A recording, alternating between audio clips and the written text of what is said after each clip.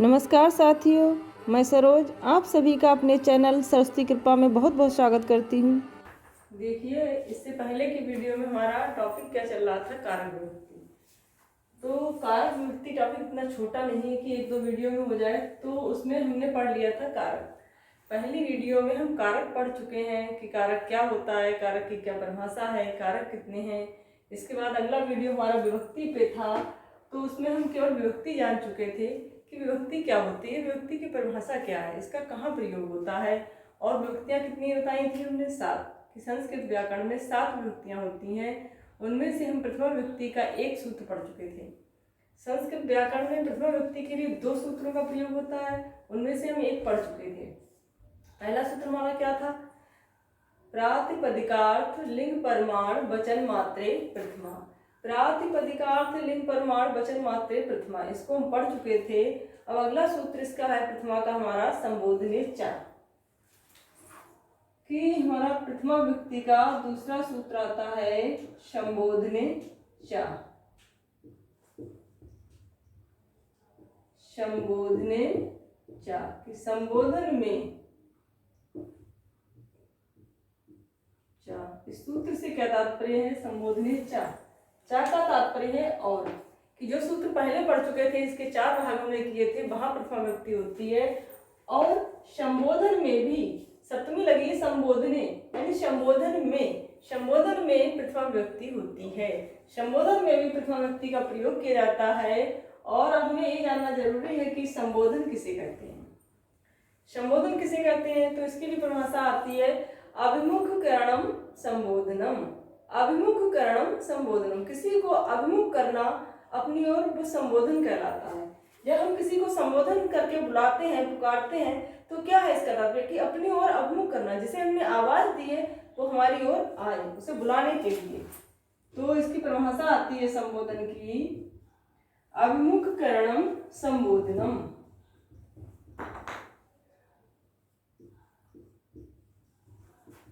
अभिमुखकरणम,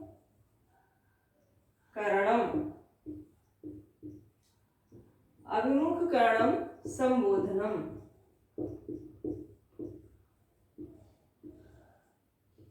अभिमुखकरण करना क्या कहलाता है, संबोधन कहलाता है। या संबोधन को क्या कहते हैं, तो अभिमुखकरणम।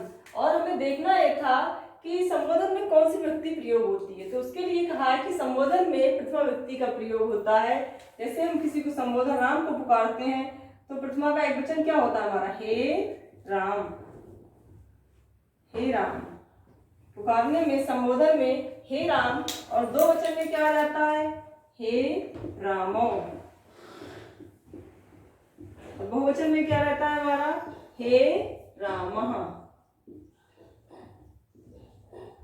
हे राम। अब देखिए यहाँ पे किस व्यक्ति का प्रयोग किया गया है, प्रथमा का। रूप तो पढ़े हैं प्रथमा कि हे राम, हे रामो, हे रामा। तो संबोधन में भी हम प्रथमा व्यक्ति का प्रयोग करते हैं। और यहाँ पे एक प्रश्न हमारा ये उठता है कि संबोधन के किस वचन में परिवर्तन हो जाता है। संबोधन के प्रथमा के किस वचन में परिवर्तन हो जाता है, तो उसके लिए आता है कि प्रथमा के एक वचन में परिवर्तन हो जाता है, यानी और हर जगह नहीं, कहीं कहीं ऐसा होता है, प्रायः या बहुधा ऐसा होता है कि संबोधन के प्रथमा व्यक्ति के संबोधन के एक वचन में परिवर्तन हो जाता है, वहां हमें प्रत्यय दिखाई नहीं देता है। जैसे प्रथमा व्यक्ति का रूप रहता है रामो ही, यहाँ कोई परिवर्तन नहीं हुआ है। बहुवचन का रूप रहता है रामा ही, यहाँ भी कोई परिवर्तन नहीं हुआ। लेकिन प्रथमा विभक्ति के एक वचन में रूप हमारा क्या रहता है, राम। वहां हमें विसर्ग दिखाई देती है, प्रत्यय का लोप वहां नहीं होता है, ये दिखता है एक वचन का, हे राम। लेकिन संबोधन करने में प्रथमा के एक वचन में परिवर्तन हो गया, यहाँ से हमारा सुख प्रत्यय हमने लगाया था और उसका लोप कर दिया, ये रूप रह गया हे राम। तो संबोधन के एक वचन में परिवर्तन आ जाता है, बाकी तो हमारा सेम रहता है। जो प्रथमा में था वही संबोधन में है, 2 वचन में हे रामो, बहुवचन में हे राम, और एक वचन में हे राम। तो यहाँ पे हमें व्यक्ति का रूप दिखाई नहीं देता है, व्यक्ति लगी और उसका लोप हो गया है।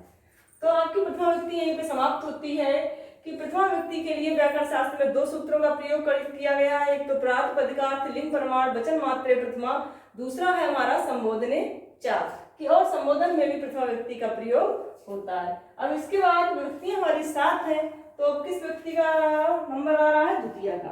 कि प्रथमा हमने पढ़ ली है, आगे हमारी कौन सी व्यक्ति है? द्वितीय व्यक्ति।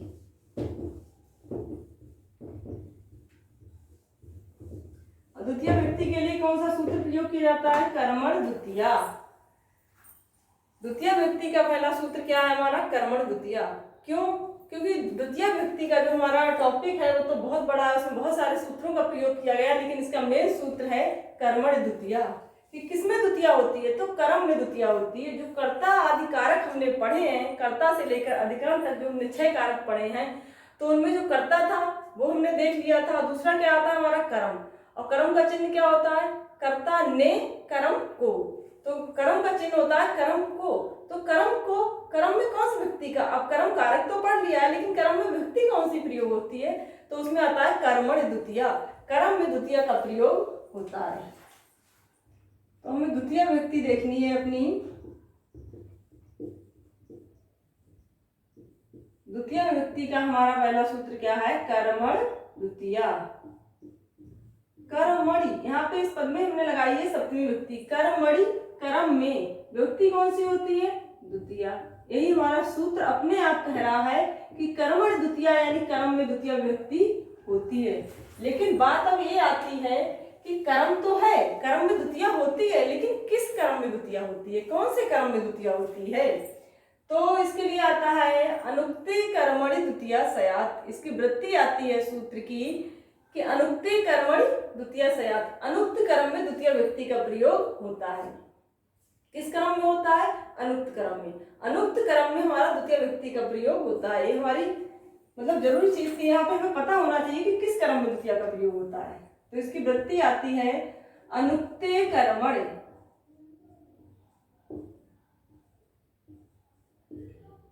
अनुक्ते कर्मणि द्वितीय स्यात्।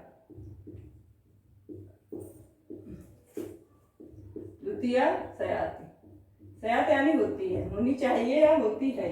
अनुक्त कर्म में द्वितीय का प्रयोग होता है। अब हमने ये कह दिया कि अनुक्त कर्म में द्वितीय होती है, लेकिन आप कहेंगे कर्म कौन कौन से होते हैं? अनुक्त में तो द्वितीय होती है, और कौन सा कर्म होता है जिसमें द्वितीय नहीं होती है? तो कर्म हमारे 2 हो जाते हैं, अनुक्त कर्म और उक्त कर्म। तो अनुक्त कर्म में तो हम द्वितीय व्यक्ति का प्रयोग करते हैं, लेकिन जब हमारा उक्त कर्म की बात आती है तो वहां पर व्यक्ति प्रयोग हो जाती है प्रथमा। उक्त कर्म में कौन सी व्यक्ति होती है? प्रथमा। अब हमें ये भी तो पता होना चाहिए अनुक्त क्या होता है, उक्त क्या होता है। इसके बाद हम द्वितीय की बात करेंगे। पहले तो हमें ये पता लग गया कि कर्म में द्वितीय होती है, जो हमारे कारक होते हैं उनमें दूसरा कारक था कर्म कारक, उस कर्म कारक में द्वितीय व्यक्ति का प्रयोग होता है। लेकिन कौन से कर्म में द्वितीय का प्रयोग होता है? तो अनुक्त कर्म में द्वितीय का प्रयोग होता है। तो कर्म कितने हो गए हमारे? 2। एक कर्म हो गया हमारा उक्त, और दूसरे कौन सा हो गया है? अनुक्त।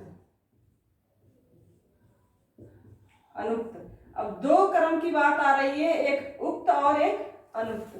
तो अब ये जानना जरूरी है कि उक्त कर्म कौन सा होता है और अनुक्त कर्म कौन सा होता है। द्वितीय लगाते हैं अनुक्त में, तो वो कौन सा कर्म होता है जो अनुक्त होता है, और उक्त कौन सा होता है? तो जो किसी प्रत्यय आदि से नहीं कहा जाता है हम उसे कहते हैं अनुक्त। पहली बात तो हमें अनुक्त पद का विच्छेद पता होना चाहिए। यहाँ पे क्या है? अन धन उक्त। अन धन उक्त, इसका क्या तात्पर्य? अन नहीं, उक्त कहा गया है। अन आ रहा है निषेध अर्थ में, और उक्त कहा गया, तो अन यानी नहीं, उक्त कहा गया। जो नहीं कहा गया है वो अनुक्त होता है। अब किससे नहीं कहा गया है? तो यहाँ पे आता है जो किसी प्रत्यय आदि से नहीं कहा जाता है वो अनुक्त होता है, और जो किसी प्रत्यय आदि से कहा जाता है वो हमारा उक्त हो जाता है।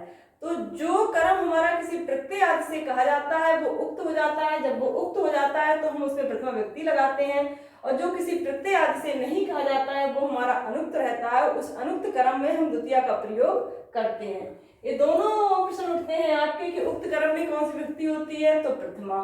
अनुक्त कर्म में कौन सी होती है? तो द्वितीय। अब जितने भी कारक हैं हमारे, हमने पढ़े हैं कर्ता से लेकर अधिकरण तक, जब वो सभी कर्म उक्त लग जाता है उनके साथ, कि उन कारकों के साथ जो उक्त लग जाता है, कर्म नहीं, कर्ता से लेकर अधिकरण तक जितने कर्म आदि कारक या कर्ता आदि कारक जो भी हमने पढ़े हैं, वो कारक जब हमारे उक्त हो जाते हैं तो वहां हम प्रथमा का प्रयोग करते हैं, और जब वो अनुक्त रहते हैं तो वो अपनी अपनी व्यक्ति का विधान करते हैं। जैसे कर्ता उक्त हो जाता है तो प्रथमा रहती है, कर्म उक्त हो जाता है तो प्रथमा रहती है। ऐसे ही करण आदि कारक जितने भी हैं जब वो उक्त हो जाते हैं सब में प्रथमा का प्रयोग हो जाता है। और जब हमारा कर्म अनुक्त हो जाता है तो द्वितीय हो जाती है। करण हमारा जब अनुक्त होता है तो उसमें तृतीया होती है। संप्रदान जब हमारा अनुक्त हो जाता है तो उसमें चतुर्थी होती है। ऐसे ही हमारा अपादान भी जब अनुक्त हो जाता है तो उसमें पंचमी होती है। तो जितने भी कारक हैं वो सब अनुक्त हो जाएंगे तो अपनी व्यक्ति का विधान करते हैं, जब वो उक्त रहते हैं तो प्रथमा का विधान होता है। उक्त में प्रथमा किससे लगती है? उक्त में प्रथमा हर जगह हमारी प्रातिपदिकार से लगती है कि जो कर्मादि कारक उक्त होते हैं उनमें प्रथमा का विधान होता है। वो सूत्र हमारा वही लगता है, प्रातिपदिकार्थ लिंग प्रमाण वचन मात्रे प्रथमा। अब आपने ये जान लिया है कि अनुक्त क्या होता है और उक्त क्या होता है। यानी जो प्रत्यय से नहीं कहा जाता है किसी से वो उक्त हो जाता है। प्रत्यय आदि तो उसमें प्रत्यय भी हो सकता है, समास भी हो सकता है, कोई भी हो सकता है। उनसे नहीं कहा गया है तो वो अनुक्त है और उनसे कहा गया है तो वो उक्त हो जाता है। और उक्त क्रम में कौन सी व्यक्ति लगती है? प्रथमा। तो पहले हम उक्त को देखते हैं, इधर की बात छोड़ते हैं, पहले हमें उक्त पता होना चाहिए कि उक्त क्या होता है। तो उक्त के लिए हमारा सूत्र प्रयोग किया जाता है तिंग, ये सूत्र हमारा आएगा तिंग कृत तद्धित, तिंग कृत तद्धित समास, समास है, ये सूत्र प्रयोग हो जाता है। तिंग एक, दूसरा कृत, तीसरा हमारा क्या आ रहा है? तद्धित, और चौथा क्या है? समास। उक्त वो होता है जो किसी तिंग प्रत्यय से कहा जाए, जो किसी कृत प्रत्यय से कहा जाए, जो किसी तद्धित प्रत्यय से कहा जाए, या जो किसी समास के द्वारा कहा जाता है वो हमारा उक्त हो जाता है। और कोई भी कारक हो यदि वो इनमें से किसी से भी उक्त हो जाता है तो वहां हम प्रथमा व्यक्ति का प्रयोग करते हैं। किसी से भी वो उक्त हो जाता है तो किसका प्रयोग करते हैं? प्रथमा का। तो इसमें पहले हमें तिंग देखना है कि तिंग कैसा होता है, तिंग पे मतलब कब बात चलती है। तो यहाँ पे आ जाता है हमारा तिंग, कि तिंग से कब उक्त हो जाता है। तो हमने इसे क्रियापद प्रयोग किया है सेबते, शेपते, एक क्रियापद हो गया। अब जो पद हमारा आत्मने पद का है तो इसमें हमने प्रत्यय का प्रयोग किया है प्रथम पुरुष के एक वचन का। अब वो कौन सा प्रत्यय है? तिंग प्रत्यय।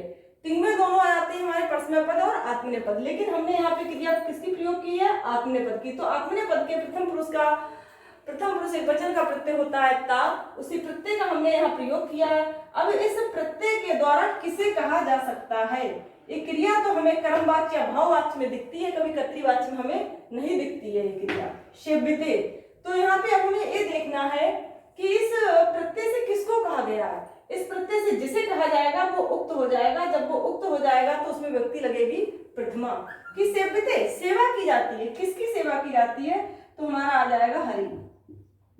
यहाँ पे पद आ रहा है हरि, हरि की सेवा की जाती है। किसके द्वारा की जाती है? तो क्या आ रहा है हमारा? लक्षम्या, लक्षम्या तृतीया का रूप आ गया। कर्ता हमारा तृतीया में हो गया है कि लक्षम्या हरि सेव्यते, लक्ष्मी के द्वारा हरि की सेवा की जाती है। लक्षम्या कर्ता तृतीया में है, कर्म प्रथमा में है, क्रिया आत्मनेय पद की है। तो वाच्य हमारा क्या जा रहा है? कर्म वाच्य, कि कर्म वाच्य में जो क्रिया होती है वो कर्म के अनुसार चलती है और कर्म में हमारा प्रथमा व्यक्ति रहती है। लेकिन अब पहले तो ये देखना है कि कर्म यहाँ पे क्या है भाई, तभी तो आप प्रथमा का प्रयोग करेंगे कि उक्त कर्म में प्रथमा होती है। तो पहले इस वाक्य में देखना है कि कर्म क्या है।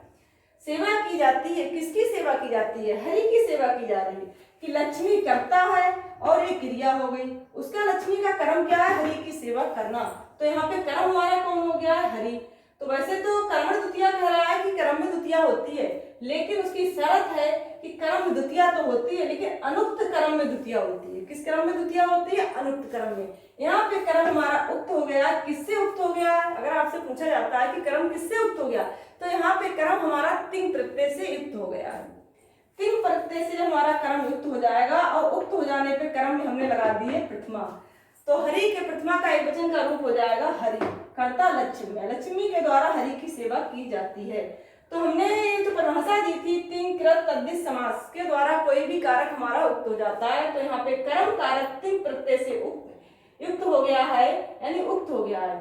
तिंग प्रत्यय से हरि हमारा उक्त हो गया है तो कर्म उक्त हो गया, तो उसमें हमने प्रथमा का प्रयोग किया है। जब बात आएगी अनुक्त की तो बात चलेगी द्वितीय विभक्ति की। अभी हमारी बात क्या हो रही है कि उक्त क्या होता है। तो हमने तिंग का उक्त देख लिया है, हमें कृत प्रत्यय का उक्त देखना है कि कृत प्रत्यय कहाँ होता है जब कोई उक्त हो जाता है। तो उसमें हमारा क्या आता है, इसमें देखना है कि तिंग से, जैसे सेविते और क्रिया यहाँ पे हम कर रहे हैं सेविता, सेवित। अब यहाँ पे जो सेविता आया है इसमें प्रत्यय कौन सा लगा है, सेविता में सेव धातु और प्रत्यय हमारा है कत। अब वो कत प्रत्यय किसमें आता है, कृत में। हमारा कृत में हमारा जो कत प्रत्यय है वो यहाँ पे सेविता में लगा हुआ है। अब ये क्रिया रूप में देख के लग रहा है यहाँ पे जो कोई कर्म आएगा वो इस प्रत्यय से युक्त हो जाएगा, किससे, कृत प्रत्यय से। कृत प्रत्यय का कौन सा प्रत्यय, कत प्रत्यय, उससे युक्त हो जाएगा। अब सेवा की जाती है तो किसकी है, राम की। राम सेवित, कौन सेवित है, राम सेवित है। किसके द्वारा सेवित है, तो सीतया, सीतया रामः सेविता, सीता के द्वारा राम की सेवा की जाती है। तो यहाँ पे सेवित में जो कत प्रत्यय लगा था उससे सीता तो उक्त है नहीं, उससे किसे कहा गया है, इसका रूप किससे मिल रहा है, राम से। तो यहाँ पे सेविता कत प्रत्यय से यानी कृत प्रत्यय से कर्म हमारा उक्त हो गया है। जब कर्म उक्त हो गया है तो राम में हमने प्रथमा व्यक्ति का प्रयोग किया है, प्रथमा व्यक्ति का प्रयोग किया। अगर यहाँ पे राम जो है अनुक्त होता तो हम रामम प्रयोग करते, द्वितीय व्यक्ति का प्रयोग करते, ना कि प्रथमा का। तो जब तिंग से युक्त हो जाएगा कर्म हमारा, तिंग से कहा जाएगा तब भी प्रथमा में रहेगा, कृत से किसी प्रत्यय से कहा जाएगा तब भी हमारा उक्त हो जाएगा। अब बात आती है तद्धित की, तद्धित से कहाँ उक्त हो जाता है। तो तद्धित में देखेंगे हम सत्यः, एक पद आता है सत्यः। क्या सत्या, तो इसमें हम लगाएंगे दासा, कुछ भी लगा सकते हैं। जो चीज हमने 100 रुपए से खरीदी है, 100 से खरीदी है, वो सत्या है। तो सत्या दासा, 100 रुपए से खरीदा हुआ दास, 100 रुपए से खरीदा हुआ दास, सत्या क्रेता। तो 100 रुपए से खरीदा हुआ दास, तो यहाँ पे प्रथमा व्यक्ति का ही प्रयोग किया गया, क्योंकि यहाँ पे तद्धित प्रत्यय कौन सा लगा है सत्या में, यत्। तद्धित प्रत्यय का यत् प्रत्यय इसमें प्रयोग किया गया है। तो जब वो तद्धित से युक्त हो गया है कर्म हमारा, तो वहां पे हमने प्रथमा का प्रयोग किया, हमें यहाँ द्वितीय का रूप नहीं दिख रहा है। क्योंकि तद्धित प्रत्यय से जब कर्म हमारा उक्त हो जाता है तो उसमें प्रथमा का ही प्रयोग होगा। वैसे इसका विग्रह वाक्य क्या हुआ, सतेन क्रीता, सतेन क्रीता, 100 से खरीदा हुआ। क्या 100 से खरीदा हुआ है, दास। किसी दास को, किसी को हमने खरीद लिया है 100 रुपए में, तो सत्या क्रीता। यहाँ पे हमने द्वितीय व्यक्ति का प्रयोग ना करके, क्योंकि तद्धित से जब हमारा कर्म उक्त हो गया है तो हमने प्रथमा का प्रयोग किया है। अब हमारा आखिरी बचा है समास, कि समास के द्वारा भी कोई कारक जब उक्त हो जाता है तो उसमें भी हम प्रथमा का प्रयोग करते हैं। तो हमें समास का पद देखना है कौन सा आता है। समास में आएगा हमारा प्राप्त आनंदा, कोई भी रख सकते हैं समासी पद हम, प्राप्त आनंदो, प्राप्त आनंदा, आनंद को प्राप्त हो चुका है। यहाँ पे अन्य पुरुष की बात आ रही है, प्राप्त आनंदा, वो कौन है जो आनंद को प्राप्त हो चुका है। तो कोई भी हम संज्ञा पद लगा सकते हैं कि कौन आनंद को प्राप्त हो चुका है, तो देवदत्ता, देवदत्ता, प्राप्त आनंदा देवदत्ता, कि देवदत्त आनंद को प्राप्त हो चुका है। तो हमें कौन प्राप्त हो चुका है, देवदत्त। देवदत्त किसे प्राप्त हो चुका है, आनंद को। तो सामासिक पद जो हमारा बना है इसमें हमने प्रथमा का ही प्रयोग किया है, ना कि द्वितीय का, क्योंकि यहाँ पे कर्म हमारा समास के द्वारा उक्त हो गया है। यहाँ पे कौन सा समास प्रयोग हुआ, बहुव्रीहि का समास, बहुव्रीहि समास का प्रयोग हुआ है। इसका विग्रह वाक्य आता है सामासिक पद का, तो क्या होता है, प्राप्त आनंदा एवं सह, प्राप्त आनंदा एवं सह, एवं जिसको आनंद प्राप्त हो चुका है। तो बात तो द्वितीय की आ रही कर्म की, एवं जिसको आनंद प्राप्त हो चुका है। तो लेकिन जब वो समास से युक्त हो गया है, जब उस पद को समास से कहा गया है कर्म को, तो उसमें हमने प्रथमा का ही प्रयोग किया है, प्राप्त आनंदा देवदत्ता किया, देवदत्त आनंद को प्राप्त हो चुका है। तो आपने ये देख लिया है कि उक्त क्या होता है। जो किसी प्रत्यय आदि से कहा जाता है वो कारक हमारा उक्त हो जाता है। कौन उक्त हो जाता है, कारक उक्त हो जाता है। चाहे वो तिंग प्रत्यय से कहा जाए, चाहे कृत से कहा जाए, चाहे तद्धित से कहा जाए, या वो समास के द्वारा कहा जाता है, तो वो उक्त हो जाता है। जब कारक उक्त हो जाता है तो उसमें हम विभक्ति कौन सी लगाते हैं, प्रथमा विभक्ति का प्रयोग करते हैं। अब हमें पढ़नी है द्वितीय विभक्ति, तो हमें किसमें लगानी है द्वितीय, अनुक्त कर्म में। हमें अनुक्त कर्म में द्वितीय लगानी है तो उक्त की बात समाप्त हो गई है कि उक्त क्या होता है और उक्त में किस विभक्ति का प्रयोग होता है, ये आप देख चुके हैं। इसके बाद बात आती है अनुक्त की।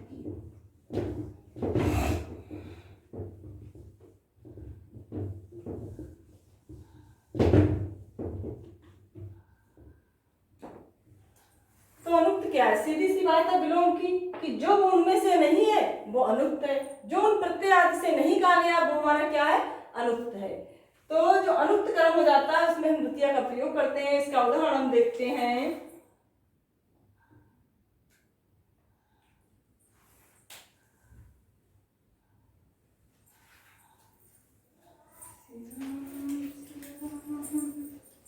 जय सिया राम।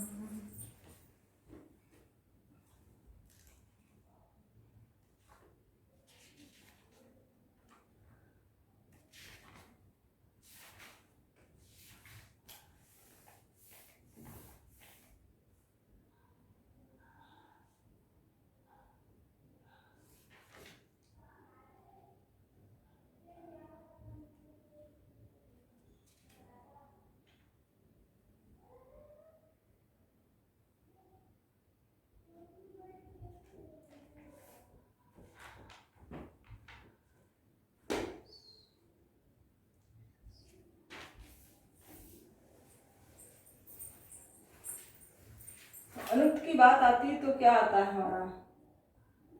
बाल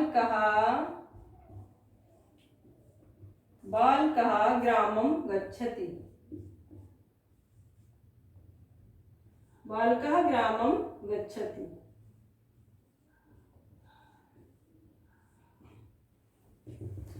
बालक गांव को जाता है। बालकः ग्रामम गच्छति, बालक गांव को जाता है। अब यहाँ पे गच्छति जो क्रिया हमने प्रयोग की है वो हमने कर्म के अनुसार प्रयोग नहीं की है। क्रिया जो है यहाँ पे जो तिंग प्रत्यय आया है, तिप प्रत्यय, तिंग प्रत्यय का पहला प्रत्यय कौन सा है हमारा? परसमय पद का एकवचन का तिप। यहाँ पे जो तिप प्रत्यय प्रयोग किया है वो हमने कर्म में प्रयोग नहीं किया है। उस प्रत्यय के द्वारा यहाँ कर्म को नहीं कहा जाता है। वो किसका अनुसरण कर रहा है? कर्ता का। कि जो क्रिया है वो किसके अनुसार चल रही है? कर्ता के अनुसार चल रही है। बालकः गच्छति, बालक जाता है, बालक जाता है। तो यहाँ पे प्रत्यय के द्वारा किसको कहा जा रहा है? प्रत्यय किसको उक्त कर रहा है? बालक को। गच्छति जाता है, कौन जाता है? बालक जाता है। तो कर्म कैसा हो गया हमारा? अनुक्त। कर्म हो गया है अनुक्त, और अनुक्त कर्म में द्वितीय का प्रयोग होता है। तो ग्राम हमारा हो गया था कर्म। ग्राम कैसा कर्म हो गया था? अनुक्त कर्म। क्योंकि इसे किसी प्रत्यय आदि के द्वारा नहीं कहा गया है तो ये हमारा अनुक्त हो जाता है। और अनुक्त कर्म में हमने द्वितीय का व्यक्ति का प्रयोग किया है। किस सूत्र से? कर्म द्वितीय से। पहले तो हम ग्राम की कर्म संज्ञा करेंगे, उसे कर्म बनाएंगे, उसका नाम कर्म रखेंगे, इसके बाद हम उसमें द्वितीय व्यक्ति का प्रयोग करेंगे। तो ये तो आपको पता है, पहली वीडियो में आप देख चुके हैं कि कर्म संज्ञा किससे होती है। तो कर्तुरीप्सिततमं कर्म, यानी कर्ता अपनी क्रिया के द्वारा जिसको बहुत अधिक प्राप्त करना चाहता है या वो जिसको बहुत अधिक चाहता है उसकी कर्म संज्ञा होती है। तो यहाँ पे जो बालक है वो अपनी क्रिया के द्वारा, अपनी क्रिया से उसे क्या अभिष्ट है? मतलब बालक अपनी क्रिया के द्वारा क्या चाहता है? गांव को जाना चाहता है। बालक को अपनी क्रिया के द्वारा क्या इप्सित है? गांव को जाना। गांव को जाना इप्सित है, इसलिए ग्राम की कर्म संज्ञा हुई। पहले तो प्राप्त पदिक की कर्म संज्ञा होती है हमारी ग्राम की, इसकी हुई है कर्म संज्ञा। ग्राम की जब कर्म संज्ञा होकर कर्मणि द्वितीय से हमने द्वितीय का प्रयोग कर दिया तब हमें रूप दिखेगा ग्रामम। इससे पहले ग्रामम नहीं है, पहले तो वो ग्राम था। ग्राम से हमने उस ग्राम का नाम रख लिया है कर्म। किससे? कर्तुरीप्सिततमं कर्म, यानी कर्ता को जो इप्सित होता है वो कर्म होता है, तो उसका नाम हमने कर्म रख लिया। कर्म रखने के बाद कर्म द्वितीय से हमने उसका द्वितीय व्यक्ति का प्रयोग कर दिया। इसी में हमारा दूसरा उदाहरण आता है, मासेषु अश्वं वदनाति।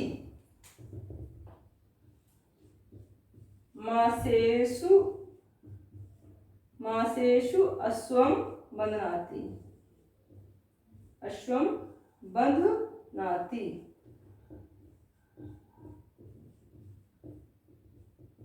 मासेषु अश्वं बध्नाति, उड़दों में यानी उड़द के खेत में या उड़दों में अश्व को बांधता है। तो यहाँ पे जो बंधनाती उसकी बंधन क्रिया है सह मासेषु अश्वं बध्नाति। तो यहाँ पे हमारा कर्ता कौन है? सहा। तो जो कर्ता है वो अपनी बंधन क्रिया से उसे क्या इप्सित है? जो कर्ता को ईप्सित होता है वही कर्म होता है। लेकिन यहाँ ये देखना है वाक्य में कि कर्ता को ईप्सित क्या है। कर्ता को क्या उड़द ईप्सित है? यदि कर्ता को उड़द ईप्सित होते तो वो अश्व को उन्हें नहीं खिलाता, उन्हें बचाने की कोशिश करता। यहाँ पे बंधन क्रिया का आधार है मांस, इसीलिए उसमें सप्तमी लगी है। लेकिन जो कर्ता है इसको ईप्सित क्या है? कर्ता अपनी इस क्रिया के द्वारा किसको चाहता है? वो अपने अश्व को चाहता है। कर्ता को अश्व ईप्सित है, इसीलिए अश्व की कर्म संज्ञा हो गई कर्तुरीप्सितम कर्म से, और कर्मण द्वितीया से उसमें हमने द्वितीय व्यक्ति का प्रयोग कर दिया है। कर्मण द्वितीया से किस व्यक्ति का प्रयोग किया है? द्वितीया का।